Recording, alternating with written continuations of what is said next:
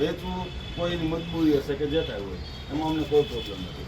હવે એને જે વ્યક્તિને વેચ્યું એનું નામ છે નિકુલ, એની સરનેમ કોઈને ખ્યાલ છે? ના, સંતોષ પાન ની દુકાન છે. હવે એ વ્યક્તિના નામે ઓલરેડી મેં 7 થી 8 અરજી સાહેબ અહીંયા આપ્યું.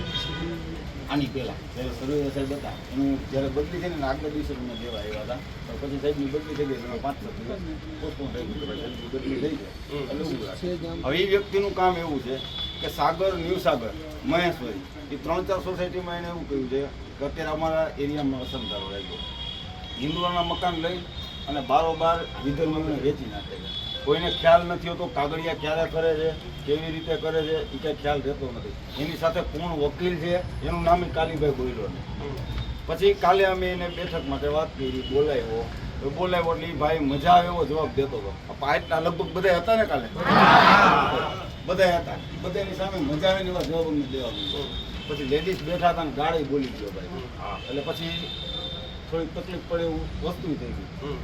એટલે પછી ત્યાંથી વાર્તા પૂરી થઈ. પછી સવારે એના કોઈક સાધુભાઈ કરીને આવ્યા હતા, એટલે લેડીઝો બધા અમે જેન્ટ્સ કોઈ હતા જ નહીં, બધા સૌ કામે આવી ગયા હતા. લેડીઝોએ પછી એની રીતે એને ઊભું રાખવું દીધું.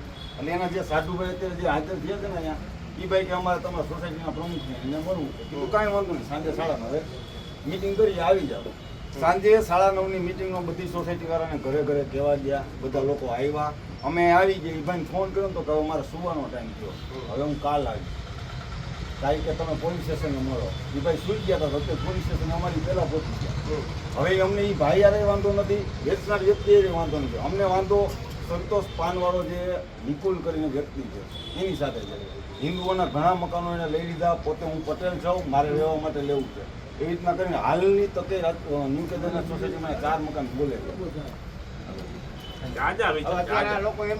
સાંભળો ભાઈ, પોલીસ તરફથી તમને એટલી ઓલી આપી છે બાય તરીકે અસાન ધારાનું ભંગ થતું એક પણ કામ નહીં થવા દે. બરોબર છે, કાયદેસરની કાર્યવાહી હશે, કાયદા વિરુદ્ધની કોઈ કાર્યવાહી નહીં થાય,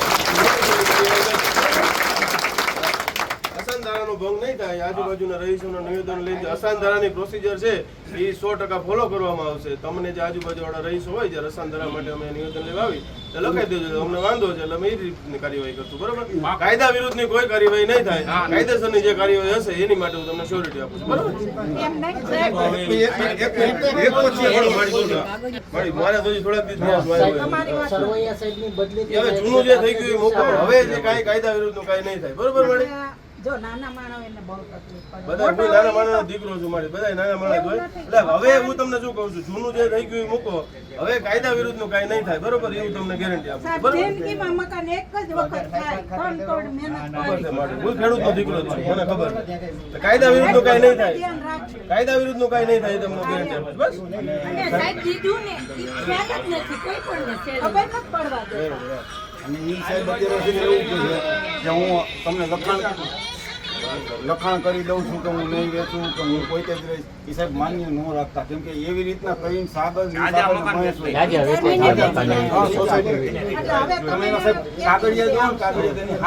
કોઈ નહીં જેની પાસે હોય ને એ મને ખાલી નામ ને નંબર લખાઈ દેજો. કાલે હું બેંક થી બોલાવી મને બધી અત્યારે 2 જણા ખાલી અંદર આવો એટલે જેટલા આવા કહેવાય એ ડિટેલ આપો મને. એ ભાઈ અને બેન હાજર જ છે. આવા મકાન વેચાયેલ હોય ને આ રીતે એની જેટલા ભાઈ બધી ડિટેલ હોય ને એવા ગમે 2 વ્યક્તિ જેને બધી ખબર હોય ને એ આવો મારી કાલે આપજો. અત્યારે 2 જણાના નામ નંબર લખાઈ દો, કાલે બધી ડિટેલ લઈને વિગતવારની જેની પાસે હોય ને તમે 2 જણ આવો બધે નવા જરૂર બધું લખવું હોય તો પોતે કાલ સાંજે ચક્કર મારી 2 જણ આવજો કાલ અથવા પરમ દિવસે પોતે ચક્કર મારી. બરાબર, સાંભળો હવે સાહેબ બાંધરી એક છે. સાંભળો ભાઈ, કાલે અથવા પરમ દિવસે સાહેબ રૂબરૂ પોતે જ ચક્કર મારશે. સાહેબનું કેવું એવું છે કે અસંધારણનો ભંગ કરતો કોઈ પણ વ્યક્તિ છે, કદાચ હું હોઈશ તો મારી વિરુદ્ધ કાર્યવાહી કરવી જોઈએ. કોઈ નહીં, બરાબર. એને જેટલા મકાન વેચ્યા છે આપણે બીજે સાહેબ અમે એક એવી પ્રાયોરિટી આપી છે કે બીજાની સોસાયટીનું તો હવે અમારે નથી ઉખડવું, નથી એમાં છે ને બહુ જાજુ ઉખડે છે. એટલે અમે અમારી સોસાયટી 2 છે એનું કરીએ. ઓલરેડી અમે છેલ્લા 4 દિવસમાં 3 સોદા તો અટકાવી દીધા છે. બાકી તો 2-3 સોદા થઈ ગયા છે એનું તમને details મને ડિટેલ આપી દો બધી, બરોબર? આપણે એક્શન લઈએ કે એની ઉપર FIR હા. થાય કરે છે અત્યારે હું તમને 2 વ્યક્તિના નંબર ને નામ લખાવી બે જણાના જણા બધી વિગત હોય ને એટલે શાંતિથી ઘરે જઈને બી હોઈ જાવ, બરોબર? સાંજ સમાચાર ફેસબુક પેજને લાઇક કરો, વિડીયો શેર કરો અને વધુ વિગતવાર સમાચાર માટે sanssamachar.net વિઝિટ કરો.